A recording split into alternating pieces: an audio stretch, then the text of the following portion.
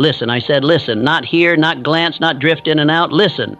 There's a difference between hearing and listening, and that difference will decide whether you live fully or whether you arrive at the end of your days with a pit in your soul and a heart full of what-ifs. If you listen now, truly listen, you will uncover the cause of your own delay, and you will burn the bridge behind you forever. But if you do not listen, if you wander off, if you pause this message, if you say, I'll come back to this later, you may never return. And if you never return, you may live the rest of your life as one of the 98 out of 100 whom the devil claims through drifting. You may work for 40 years in a job you despise. You may wake up at 60 or 70 and realize you have built nothing. And you will know you had the chance to listen. If you listen now, I will give you the law that transforms mere existence into magnificent purpose. If you listen, I will reveal to you why you have not yet done the thing you were born to do, and how to do it. If you listen, I will show you how to begin again, with fire, with direction, with unshakable faith. But you must listen with your full attention, as if your life depended upon it, because it does. Do not say you are too busy. Do not say you already know this. Do not say you'll return later. That is the exact thinking that has kept you from your greatness. You have done that before. You have walked away from truth before. You have abandoned your purpose before. You have heard speeches and walked away unchanged. But if you walk away now, you walk away from the last opportunity you may ever get to decide fully, finally, and forever. What is it worth to you to live fully before it is too late? What is it worth to never again make excuses for delay, for fear, for mediocrity? What is it worth to become the man or the woman you know you were meant to be? Listen. Listen with urgency. Listen with the full measure of your soul, because in this moment, if you listen, you will never be the same. And if you do not, you may never get another chance to wake up again. Part 1. The tragedy of delay and the power of a definite start. You are not here to drift through life. You are not here to survive, to settle, to merely exist and call it living. You are here to choose, to command, to act. There will come a day when your breath will leave your body and the world will go on without you. When that day comes, what will you have built? What will you have become? Will your purpose be fulfilled or forgotten? You must not allow yourself to be a prisoner of someday. Someday is a thief. Someday is a fraud. Someday is the most dangerous word in the vocabulary of failure. The tragedy of the masses is that they wait. They wait for inspiration, for signs, for someone else's permission. They wait until youth is gone, energy is spent, and dreams become regrets written in the language of silence. Listen to me closely. Procrastination is the assassin of opportunity. It is a subtle killer, always whispering, later, not now, rest, delay. And while it whispers, the days slip away. One day becomes 1 year. One excuse becomes a way of life. And all the while, the success you might have claimed is claimed by another, someone more definite, more daring, more awake. Let me ask you, why are you here? What do you want? What is the one thing that burns within you so fiercely, so violently, that the thought of reaching the end of your life without achieving it makes you tremble? If you do not know the answer, I will tell you this. You are not living yet. You are merely existing. The great secret is this: there is only one antidote to delay, and that is a definite chief aim. Without a definite aim, your days are scattered like dust in the wind. Without a central purpose, no amount of effort will ever yield fruit. You will work, but not build. You will strive, but never arrive. You will exist, but not live. A definite chief aim is not a dream. It is a command. It is not something you hope to have. It is something you decide to achieve. It is the central instruction you deliver to your mind. It is a magnet that draws all power, all thought, all action, and all opportunity toward itself. And unless you plant it deeply, no power will awaken for you. Do not wait until you feel ready. No man ever became great by waiting to be ready. Greatness begins when you declare, This is who I am. This is what I shall become. This is what I demand of life, and I will not rest until it is mine. You must build your aim with such intensity that your subconscious mind accepts it as absolute command and begins reshaping your behavior, your perception, and your destiny. I tell you this with urgency. What you do not claim now, you will mourn later. The time will come when you will say, "Why did I hesitate? Why did I delay?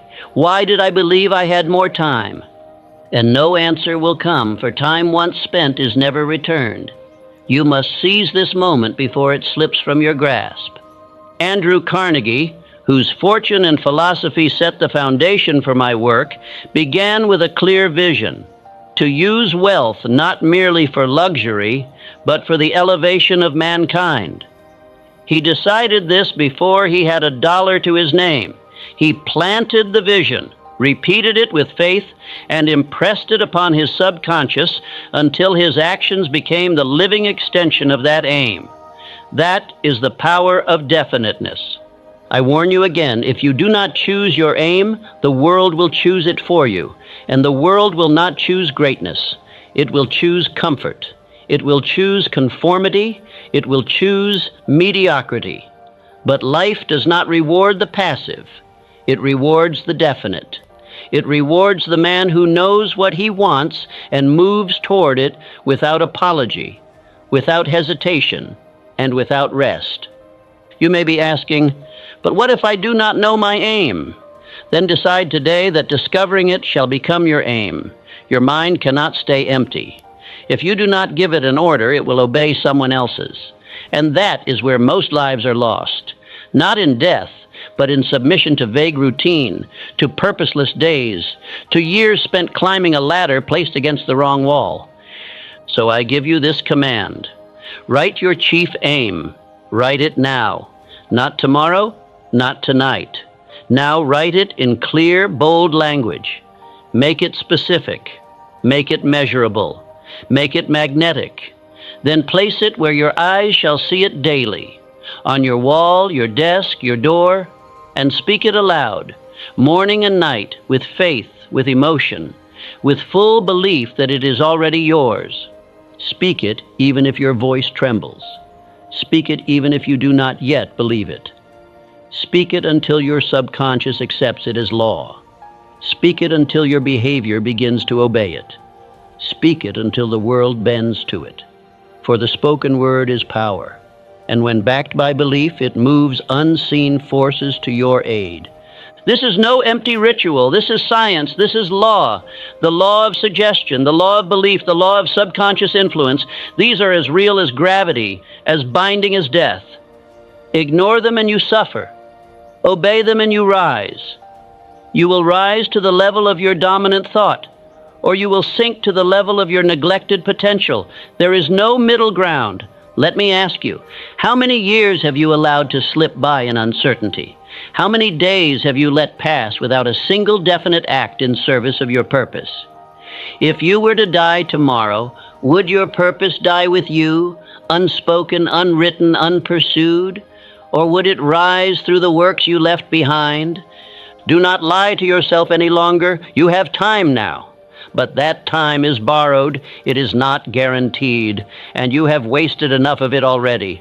The moment has come to begin, to declare, to build. There is no virtue in waiting, there is no honor in hesitation, there is only life, and it is calling you to rise. The man without a definite aim is a leaf on the wind. He moves, but he is moved by others. He changes direction with every breeze. He reacts, but he does not command. And no one remembers the leaf once it falls. But the man with a purpose, he carves his name into the stone of time. He builds, he creates, he lives. So again I say, write your aim, affix it to your wall, speak it aloud, obey it with your action, guard it with your thought, let it burn through you until it becomes the breath you breathe, the reason you wake, the force that drives you forward when the world would have you quit. This is the beginning. This is where you draw the line. This is the hour you separate yourself from the past. From this point forward, you are not allowed to drift. You are not permitted to delay. You are not given the excuse of confusion. You are a builder. You are a commander. You are a man or woman of definite purpose. What shall your purpose be? What shall you demand of yourself and of life? What vision shall you imprint upon your mind so completely that it pulls you forward in every waking moment? Decide. Write it. Declare it. Begin it now. Not tomorrow. Not later. Not someday. Now. Part 2. The high cost of drifting and how to kill it forever. You were not created to wander. You were not born to drift. You were given the power of thought, of choice, of will, and of faith, not to live like a leaf in the wind, but to direct your life with precision, to command it toward one great purpose. Yet what happens to most men? They drift. They wait. They surrender their lives to circumstance, never knowing why they feel hollow. Drifting is not an accident. It is a decision. Not a loud one, not a bold one, but a silent, passive decision to allow life to choose for you. You may think you're choosing rest, delay, caution, or safety. But what you are truly choosing is death in small doses. Every hour lived without purpose is a brick laid in the prison of regret. You may not see the walls rising, but they are. Let us be clear. Drifting is the greatest enemy of mankind. It is the state of spiritual sleep. The drifter does not plan. The drifter does not persist. The drifter obeys habit, comfort, and fear. He waits for the conditions to be right, not realizing that right conditions are made, not found. He lives by chance, not by choice. He moves, but he does not move himself. You may ask, how does one become a drifter? The answer is simple: through excuses, through waiting for approval, through fear of failure, through love of comfort, through the habit of inaction, through the acceptance of the average. These are the silent chains of slavery, and most men wear them proudly, calling them wisdom or realism or just being careful. I will tell you what the devil told me when I demanded that he reveal how he controls the minds of men. He said this: I control 98 out of every 100 people through drifting. Think of that.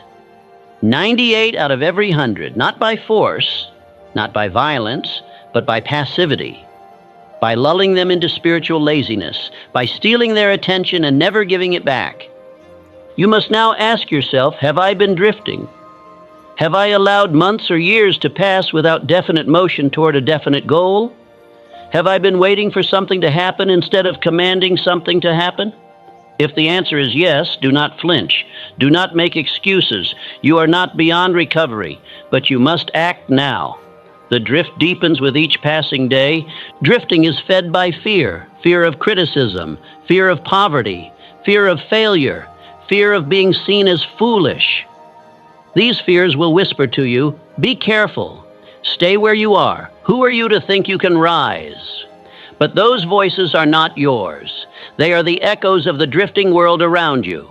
Reject them. Silence them. Replace them with one voice, your own, definite, confident, unwavering. Consider the example of Henry Ford. He demanded of his engineers an engine they swore could not be built, the 8-cylinder engine in one block. They told him it was impossible. He told them to build it anyway, and when they returned months later with more excuses, he repeated, build it. It was his definiteness that moved the impossible into reality. A drifter would have listened to the experts. Ford listened only to his aim. You must now eliminate every influence that encourages indecision. This includes people. This includes habits. This includes entertainment, news, idle conversations, and even your own thoughts. Anything that softens your focus or weakens your will must be removed. There is no neutral influence. Everything you allow in your mind either sharpens you or dulls you. The drifter says, I'll start next week. The definite man starts now. The drifter says, let me think it over. The definite man says, I've decided. The drifter listens to 10 opinions. The definite man listens to his own vision. The drifter waits for motivation. The definite man obeys discipline. You must now decide which one you will be, for your days are choosing for you every time you delay. Let me ask you, how many decisions have you postponed? How many actions have you abandoned halfway? How many goals have you set aside to try again later? Each one of those unfinished acts becomes fuel for drifting. They teach your mind that you are not serious. They train your subconscious to disbelieve your own declarations. That is how identity crumbles. That is how purpose dies. But you can reverse this now. You can kill drifting forever. You do it not by waiting for some mighty moment of change, but by becoming definite now. Choose one thing. One. Decide on it. Write it. Speak it. Plan for it. Move toward it. Let no day pass without some action taken in its direction. You do this for 7 days without fail, and you will feel your soul come alive again. Drifting is not killed by ambition alone. It is killed by daily discipline, by writing your aim every morning, by planning your day in advance, by choosing your thoughts deliberately, by speaking your affirmations aloud even when you don't feel like it, by doing the small things that build momentum. The world belongs to the man who moves deliberately.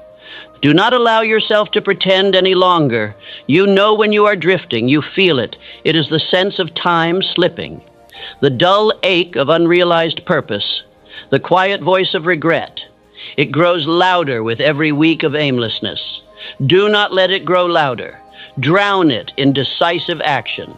Drown it in discipline. Drown it in the fire of a man who has awakened. I offer you this affirmation. Speak it aloud right now. I am not a drifter. I live by direction, not distraction. I command my time. I command my focus. I move toward my definite chief aim every day. I am the master of my fate. I am the captain of my soul. Repeat it again with more intensity. Make your subconscious listen. Let your words become law within you. You must recondition your mind daily, just as the world has conditioned it to drift. Your future depends upon it. The reward for doing so is your life, fully lived, fully earned, fully expressed.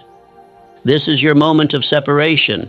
You are no longer of the 98%. You are not one of the timid, the lazy, the forgetful. You do not answer to fear. You do not serve delay. You live by decision. You rise by definiteness. You conquer by will. You are awake. You are alive. You are in motion. Now prove it. Plan your next hour, then your next, then your day. Say no to distraction. Say no to delay. Say no to anything that robs you of direction. This is how drifting dies, not in grand gestures, but in small repeated acts of conscious dominion. Part 3. Plant the seed of desire until it possesses you entirely. Desire is the starting point of all achievement. Without desire, there is no fuel, no spark, no reason for motion. A man may know what he should do, but if he does not want it deeply enough, he will not move. He will stay in the realm of ideas, of dreams, of words, but he will not act. And action is the bridge between thought and success. But let us be clear, casual wants are not enough. The world is filled with men who wish, who daydream, who fantasize, and they achieve nothing. Weak desires have no magnetic force. They do not summon power. They do not influence others. They do not speak to the subconscious with authority. It is only obsessive desire, white-hot, unrelenting, consuming, that causes the invisible world to respond. Think of the seed. If planted shallowly and watered rarely, it will die. But if buried deep, watered daily, protected with care, it will break through the soil and reach for the sky. So it is with desire. It must be planted with intention. It must be spoken aloud. It must be fed daily through repetition and faith. It must become the central fire in your soul. Let me give you an example. Edwin C. Barnes had one desire: to become the business partner of Thomas Edison. He did not say, "I want a job." He did not say, "I hope to learn from the great man." He said, "I will go into business with Edison." That was his definite aim. It burned within him so fiercely that he took a freight train without money to meet Edison face to face. And he did not become a partner that day. He became a clerk. But his desire did not weaken. He held the vision of himself as Edison's partner. He spoke it. He believed it. And when the opportunity came, when Edison needed a man to sell his dictating machine, it was Barnes who stood ready. His burning desire made him the obvious choice. That is how desire becomes reality. Ask yourself now, what do you desire so fiercely that you would sacrifice for it? What aim pulls you from your sleep? What goal could you repeat aloud 10 times a day without boredom? If you cannot name it, then you are not yet serious. And if you are not serious, you will be left behind by time, by opportunity, and by those who are. You must choose one aim, one, not 5, not 10, one. Scatter your energy and you dilute your power. Concentrate your desire and you increase your magnetism. The universe responds to the mind that is definite, concentrated, and emotionally involved with one chief aim. This is law. It does not fail. Once you have chosen your aim, focus your entire being upon it. Let every decision support it. Let every hour serve it. Let every word spoken be in alignment with it. Let every book read and every voice heard increase it. If it does not feed your desire, it must be eliminated. You cannot serve two masters. You cannot build two towers at once. And do not keep your desire silent. Speak it, write it, repeat it aloud. Morning and night, declare it. Say, "This is what I will become. This is what I will create. This is what I demand of life, and I shall not be denied." The words you speak with emotion are instructions to the subconscious. The subconscious never argues. It obeys. Now visualize it. See yourself already in possession of the thing you desire. Feel the emotions you would feel if it were already yours. Act, think, and speak as the man who already has it. This is not imagination for amusement. It is imagination for transformation. The subconscious does not distinguish between what is real and what is repeated vividly with faith. Do not tell me your environment is against you. So was Barnes's. So was Lincoln's. So was Carnegie's. The law does not concern itself with your surroundings. It concerns itself with your belief, your decision, your desire. Circumstances bend to the man whose mind is fixed and burning. That is a fact you must remember. You may ask, but what if my desire fades? Then it was never desire. It was interest. It was convenience. Real desire deepens with time. It grows as it is fed. If yours fades, ask yourself, did I speak it aloud today? Did I act upon it? Did I surround myself with people and words that reinforce it? Or did I allow the distractions of the world to erode it? I give you this instruction. For the next 30 days, write your desire in a sentence. Speak it aloud 10 times in the morning, 10 times before you sleep. Visualize it twice a day with as much emotion as you can summon, and take one action, however small, toward it daily. Do this without exception, without delay, without negotiation. You will feel the shift begin. The world you see is the reflection of the desire you have planted and the belief you have maintained. Weak thoughts build weak lives. Vague desires produce vague results. But the man whose desire is clear, repeated, spoken, and acted upon with faith, he bends his life into shape. He becomes a builder of destiny, not a prisoner of doubt. Now say this aloud with me. What I desire with intensity, I shall possess through persistence, decision, and faith. I claim my vision. I repeat it daily. I act without delay. My desire is my power. I do not ask. I decide. Let the words echo in your soul. Speak them again until they become belief. Then speak them again until they become fact. And do not stop. Desire must be nurtured daily, or it dies quietly. The world will not nurture it for you. That is your duty. You may not feel worthy. You may not feel ready, but you are. The mere fact that you are here, listening to this, proves that the seed has been planted. Now you must water it with repetition, with action, with faith, with relentless pursuit. It will grow if you do not abandon it. One day you will either be living the fruit of your desire, or you will be standing in the ruins of regret, and you will know it was not fate, it was not chance, it was not others. It was whether or not you planted your aim and protected it until it grew strong enough to stand on its own. So choose now, not next week, not tomorrow. Choose now. What do you desire with intensity? What are you willing to repeat until the world believes you? What vision can you commit to with the full force of your will? Plant it, speak it, build it. Let us move forward. Part 4. Build faith through repetition, thought control, and decision. Faith is not a mystery. Faith is not a feeling. Faith is a state of mind that is created, not inherited. You do not wait for faith, you build it. You build it the same way a man builds a house. One brick at a time, one thought at a time, one word at a time. And if you are not building faith, you are building doubt. There is no neutrality in the mind. You may have been taught that some are born with faith and others are not. This is false.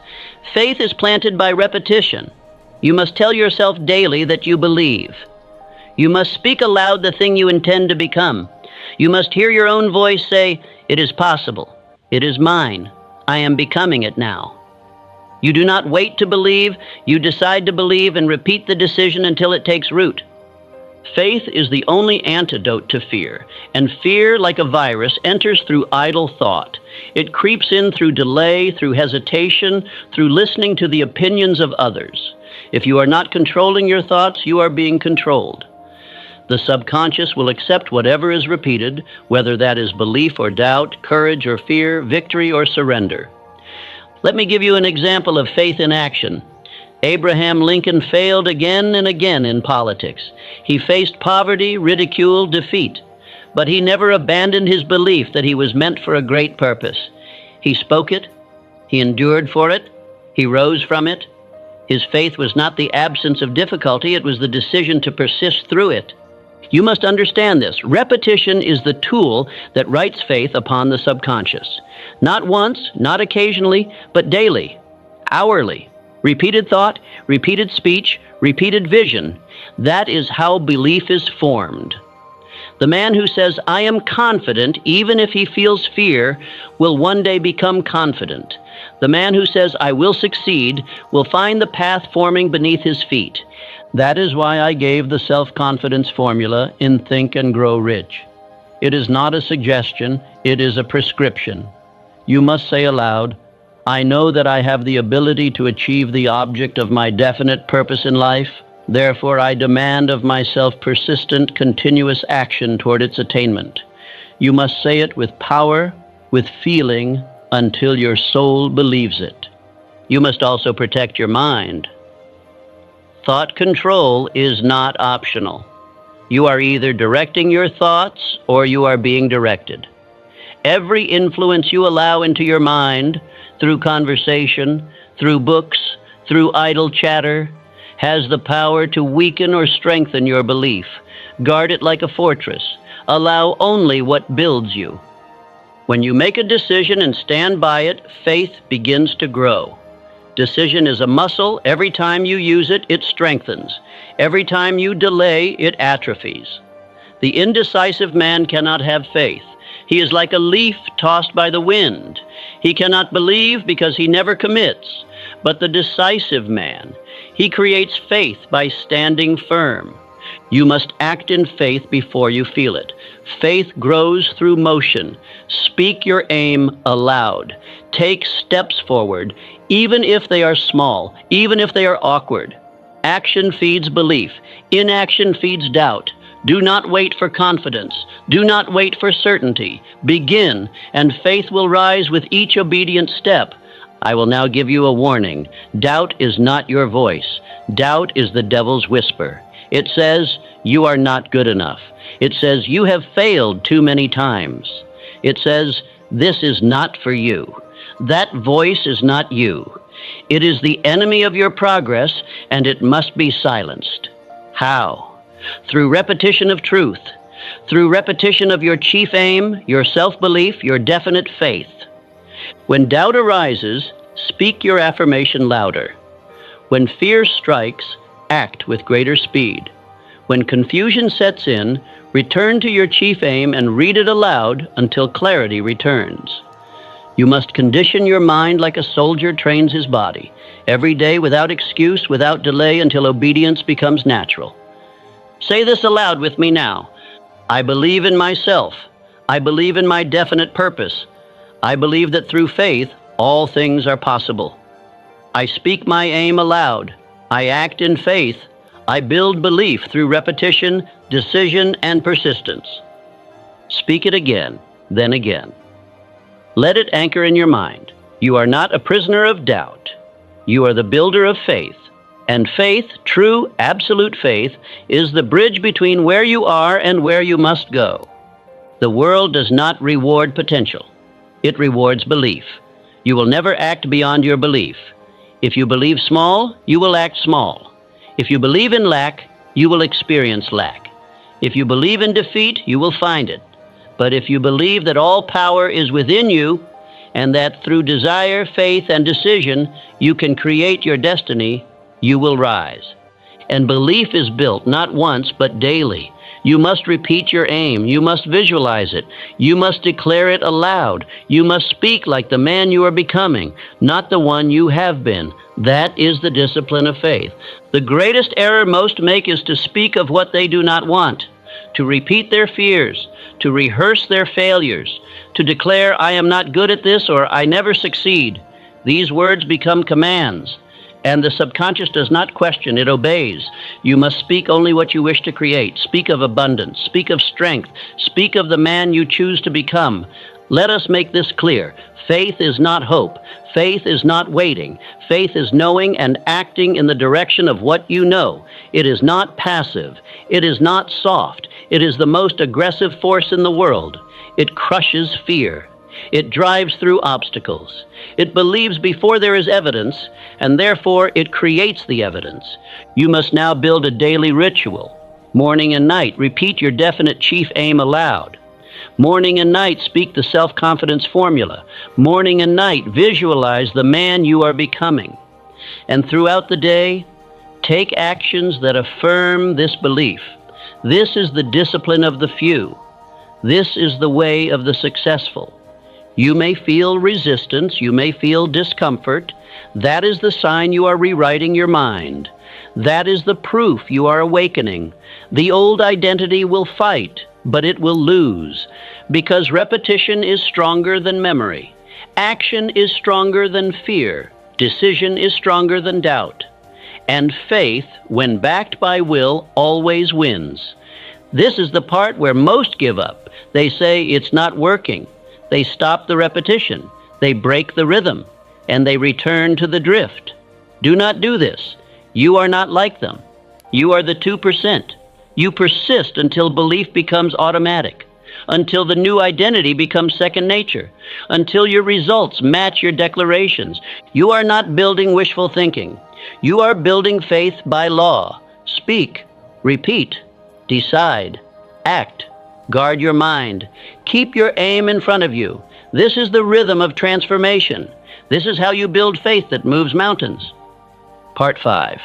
Master your time. Every hour. Wasted is a step toward regret. Time is your most valuable possession, more valuable than gold, more valuable than talent, more valuable than anything you will ever own. Why? Because once it passes, it cannot be recovered. You may earn back money. You may regain strength, but not one man has ever bought back an hour of yesterday. And yet, most men waste time as if it were infinite. The law is simple. How you use your time reveals what you truly value. You may say that you want success. You may claim to desire purpose. But if your time is spent in delay, in distraction, in disorder, then your life will bear the fruit of those choices. There is no escape. Time compounds, either toward greatness or toward regret.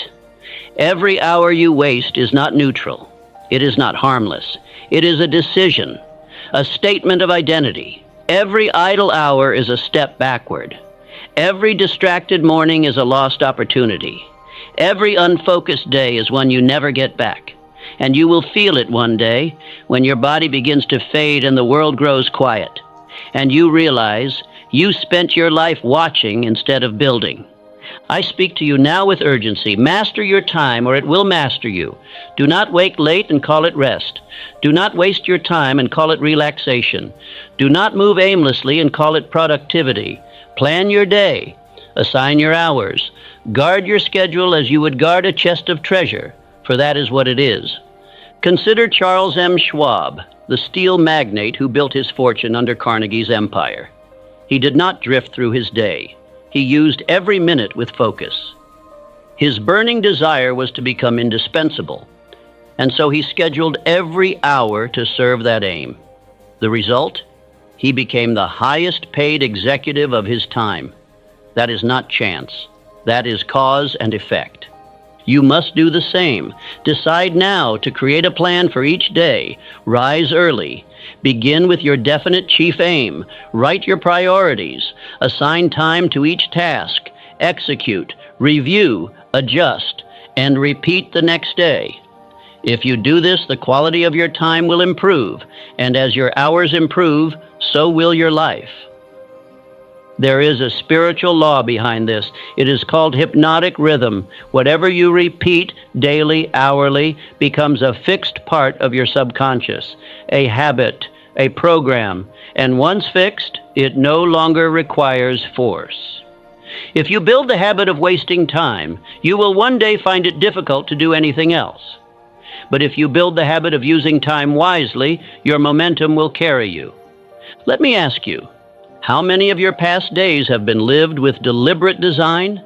How many were planned in advance, executed with discipline, reviewed with honesty? Or have you allowed the days to come and go, pulled by the tide of the world, distracted by anything and everything, only to reach the evening and ask, what did I even do today? That question, what did I do today, must not be asked in confusion. It must be answered with clarity.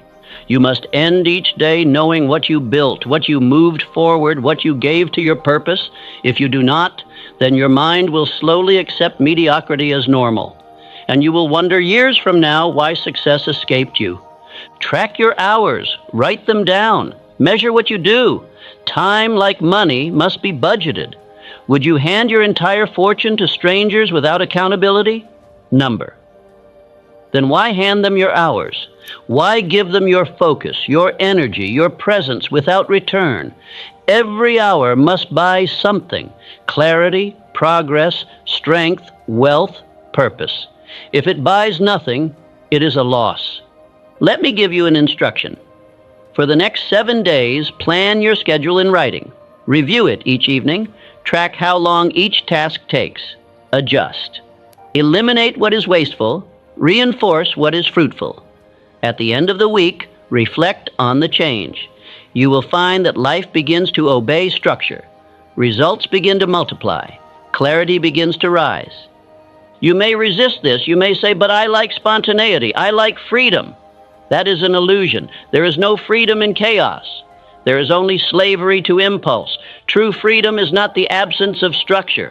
True freedom is control over your time, control over your energy, control over your life. The man who does not control his day is not free. He is ruled. Make this declaration. I control my time. I use every hour to serve my definite chief aim. I eliminate distractions. I rise early. I move with discipline. I measure my day. I am a builder of momentum. My time compounds toward success. Speak it aloud. Speak it again. Say it until the habit is formed. Then say it to reinforce the habit. Let it become your identity. The man who honors his time becomes worthy of more. Life begins to give more to the man who does not waste what he already has. The world will try to steal your time. Idle entertainment, endless messages, meaningless tasks, gossip, fear, scandal, the minds of other men. If you do not defend yourself from these thieves, you will have nothing to show for your years. You must build walls. You must say no.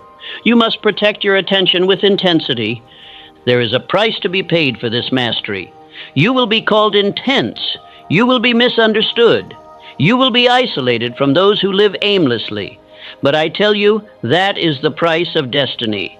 You must choose the approval of the masses or the fulfillment of your mission. You cannot have both. Time reveals all. It reveals who meant what they said and who simply said it. So begin now. Take control of the next hour, then the next. Set the tone, build the rhythm, stack the wins, remove the waste, review the progress, and repeat. This is not difficult. It is discipline. And discipline becomes delight when you begin to see results. When your life begins to reflect your vision, your plan, your will, you will never go back. You must become allergic to waste. You must feel irritation at idle time. You must desire progress more than comfort. You must choose effort over ease. And you must rejoice in this, for the man who builds himself by law becomes unstoppable. One day you will look back and say, that is the hour I decided. That was the week I changed. That was the day I began to use time instead of letting it use me. And from that point on, your life will move by design, not default. By purpose, not pressure. By decision, not distraction. So I command you now, rise with purpose. Speak your aim. Write your plan. Honor the schedule. Guard the minutes. Dismiss the distractions. And build. Build without apology. Build without delay. Build until your life is a monument to your use of time. Part 6. Your environment is the mirror of your future. Control it relentlessly. Your environment is not passive. It is not neutral. It is the soil in which your mind is planted. And if the soil is corrupted, if it is polluted with fear, laziness, distraction, or doubt, then even the best seed will struggle to grow. You must therefore examine your environment with the same scrutiny as you would a man entrusted with your fortune. You cannot live with power if you surround yourself with weakness. You cannot speak with faith if you are hearing fear all day long. Every voice you allow into your life is either feeding your belief or draining it. There is no in-between. There are no harmless influences. What you allow is what you become. You must now choose who and what surrounds you. Many of you listening right now are attempting to rise, but you are doing so with chains around your ankles. You speak faith in the morning, but by nightfall you've heard complaints, gossip, doubt, and defeat from the people closest to you.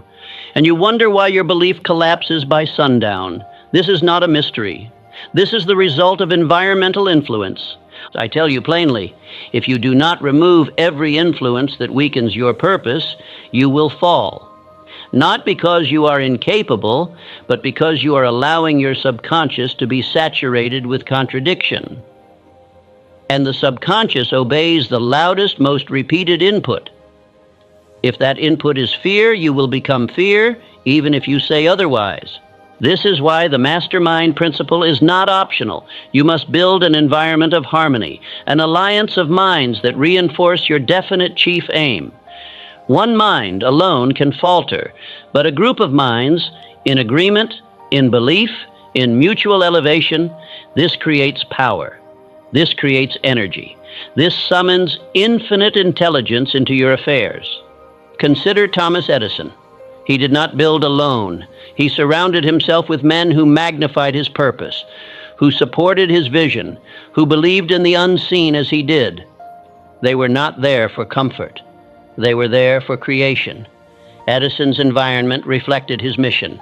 That is why he succeeded where others only spoke. Now I ask you, who surrounds you? Who has your ear?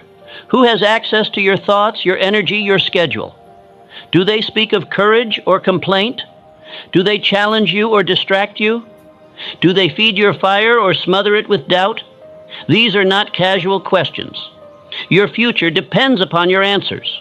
Your environment includes what you read, what you watch, what you listen to, what you repeat in conversation, what fills the silence. Every one of these is a builder or a breaker of belief. Guard your environment as you would a sacred space, because that is what it is, the sanctuary in which your future is formed.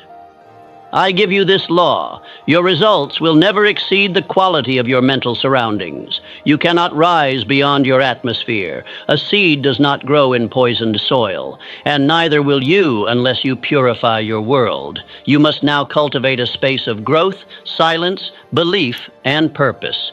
You may have to distance yourself from family, from friends, from familiar places, from old habits. This is not cruelty. This is necessity. A man cannot climb while carrying weights he refuses to drop.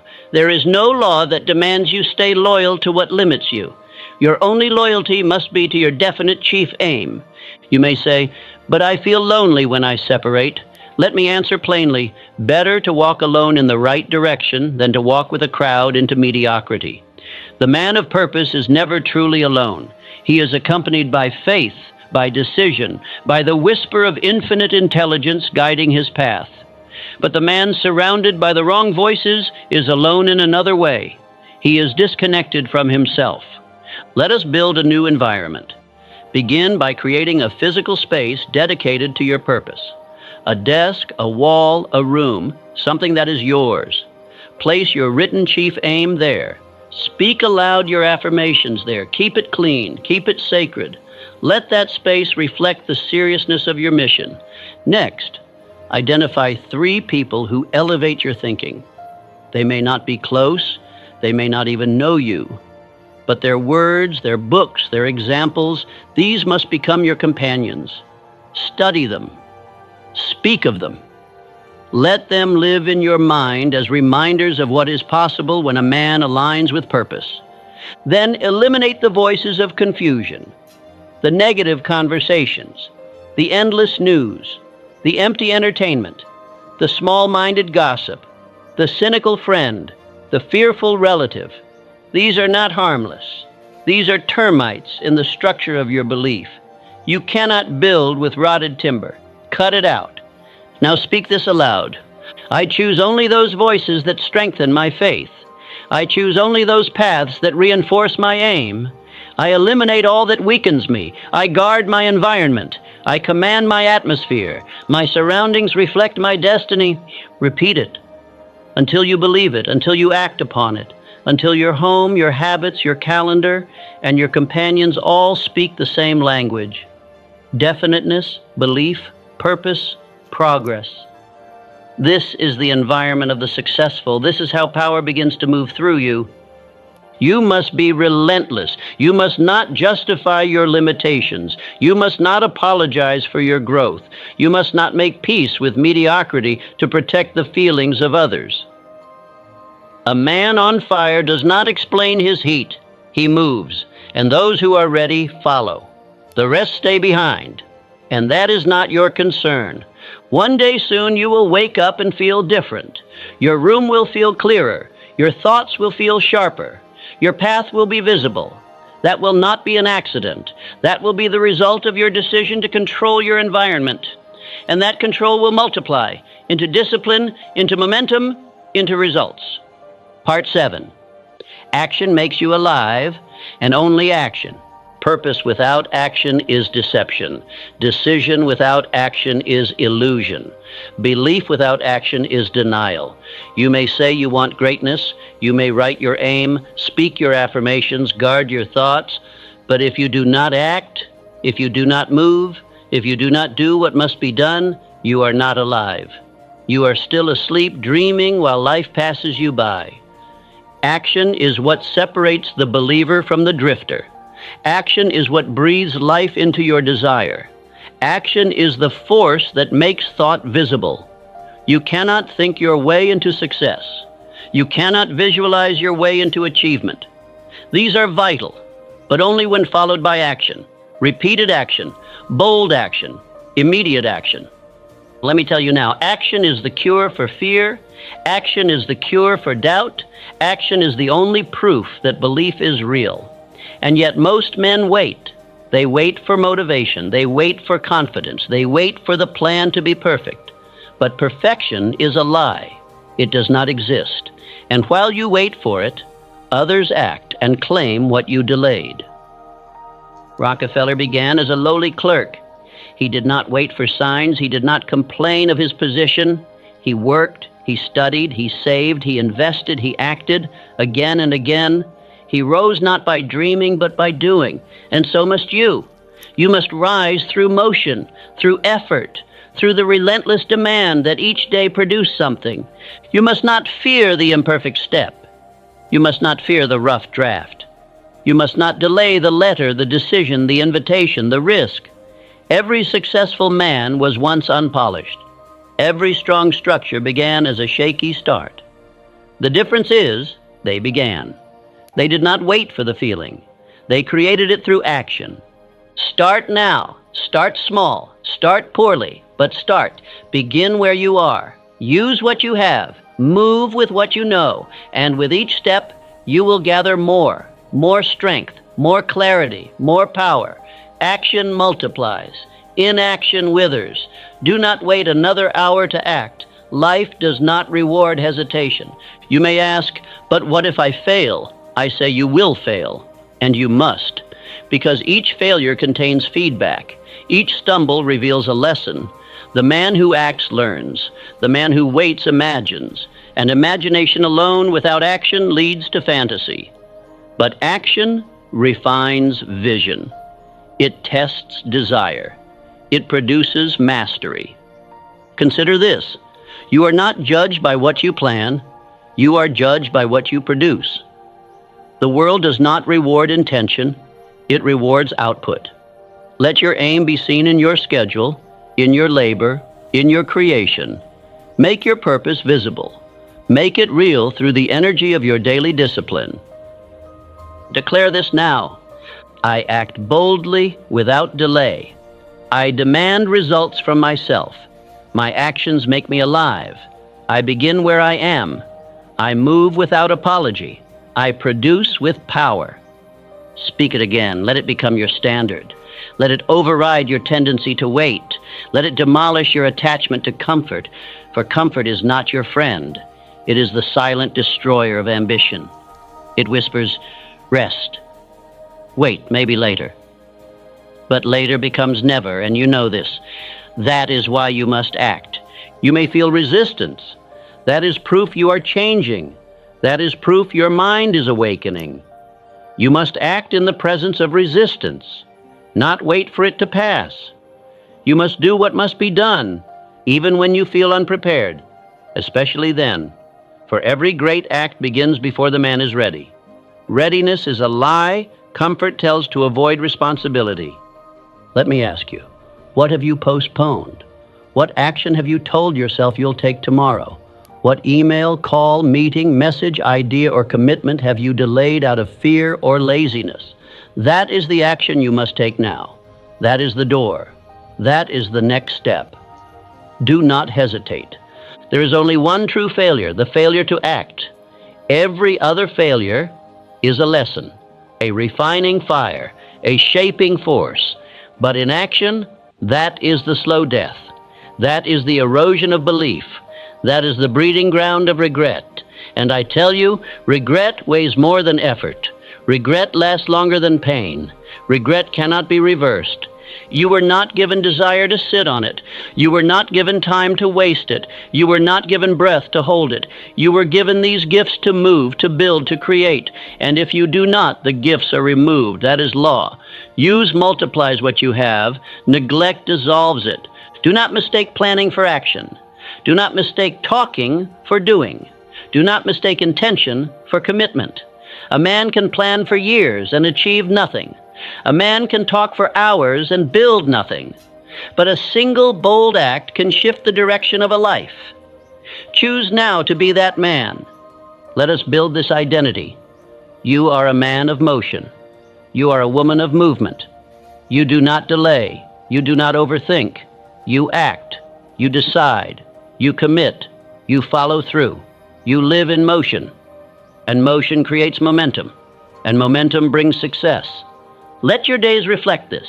Let each morning begin with action. Let each hour contain output. Let each evening reflect movement toward your definite chief aim. If your schedule reveals no progress, it reveals the truth. Your belief was not yet converted into behavior.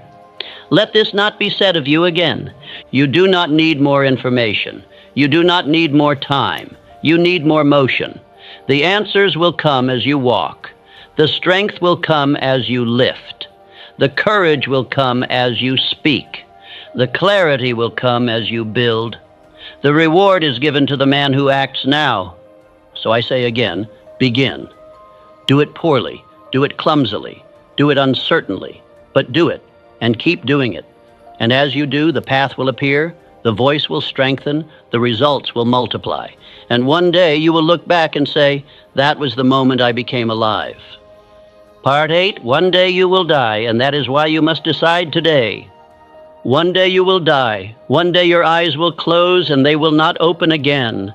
One day your name will be spoken in the past tense. And in that moment, when the final breath leaves your lungs, all that will remain is what you built, or what you failed to build. That truth is not morbid, it is liberating, because it reminds you, this is your moment. The tragedy is not death. The tragedy is arriving at death never having lived, never having acted, never having believed, never having stood boldly in the face of your fears and said, I will not leave this world as I came. I will not drift. I will not delay. I will fulfill the purpose placed in me before I was even born. You must now look upon your life with the clarity of a man who knows that the hourglass is draining, that the clock does not pause, that time does not care for intentions. You are not promised tomorrow. You are not even promised tonight. And so if you will live, then live now. If you will act, then act today. If you will become someone, then begin this very hour. Have you taken this seriously? Do you remember what drifting is? Can you recognize the signs of it now? Do you know what it costs? Go back and listen if you cannot answer. Did you write your definite chief aim? Is it affixed where your eyes can see it daily? If not, why not? That was not a suggestion. It was a command, one that separates the drifter from the definite. Have you repeated your affirmation aloud? Or did you only hear the words without obeying them? Did you guard your environment? Or are you still allowing voices of doubt to sit at your table? These questions are not for me. They are for you. Your future will answer them whether you do or not. The mind is a garden. It will grow what is planted in it repeatedly. And some gardens have only weeds, not from cruelty, but from neglect. And some minds are overrun with confusion, not by accident, but because their owners never claimed authority over their thoughts. If you will not tell your mind what to believe, the world will. This is why I tell you, speeches like this are not to be heard once and forgotten. They are to be repeated. They are to be spoken aloud. They are to be studied, revisited, absorbed into the subconscious, until the commands are automatic. Not because the words are mine, but because the laws within them are true. You brush your teeth daily. You feed your body daily. Why would you not feed your belief daily? Why would you allow 1 week of doubt, fear, or laziness to undo a day of faith? Your mind responds to repetition. Your identity is shaped by what you hear often. And that is why daily instruction is not a luxury. It is a necessity. There is no shame in listening to this speech again. There is only strength. There is no weakness in needing to hear it a second time or a 10th. There is only wisdom in repetition. The subconscious does not accept truth because you heard it once.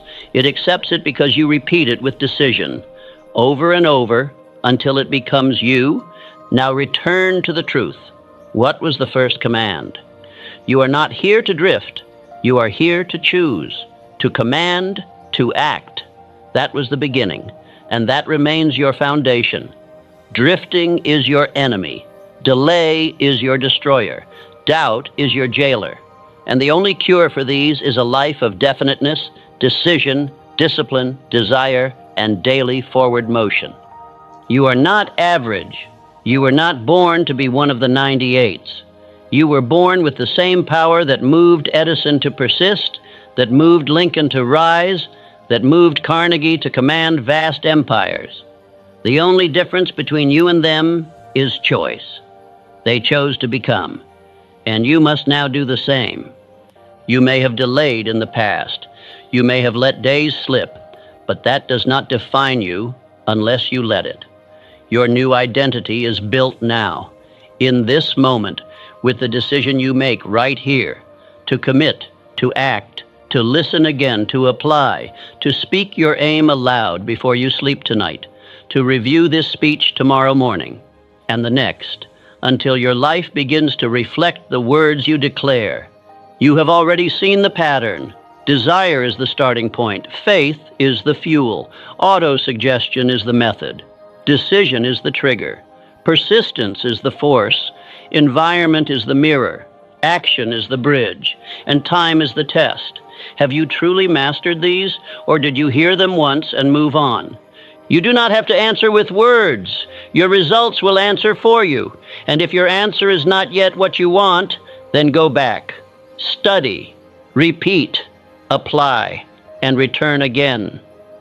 The man who masters success is the man who studies success, not once, not casually, but obsessively, until it is written in his bones.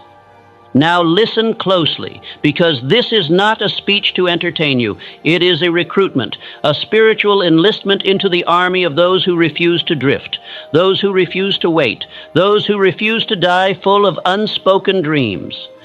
This is not motivation. This is identity transformation. You will either rise from this moment or sink back into the old self. You must now choose. One day, your name will be remembered or forgotten. One day, your works will either stand or vanish. One day, someone will ask, what did he do with his life? And the answer will be determined by what you do now. You are not waiting for destiny. You are building it. Each thought, each word, each act. Do not tell yourself, I'll come back to this. That is how the old self speaks. That is how failure speaks. The new self repeats. The new self acts. The new self lives by instruction. So listen again. Tomorrow, the next day. Until you know every word. Until you believe every word. Until you act on every word. Let us now repeat what you must never forget. My life is my responsibility. My success is my command. I begin today. I live fully. I fulfill my destiny. Now, say it again and again until you feel something shift, until the world feels different, until the voice within you becomes stronger than the voices around you. That is when you will know you are no longer the man who waits. You are the man who builds. I leave you now with the greatest power I can give. Decision. Decide to listen again. Decide to act today. Decide to rise while others sleep. Decide to make this speech your ritual, not out of superstition, but out of strategy. Because when the mind is fed the right thoughts daily, it produces the right life inevitably. So if you ask, how do I live fully? The answer is this. Decide now, act now, repeat daily, and do not stop until the man you desire to be is the man you see in the mirror. This is your hour. Begin.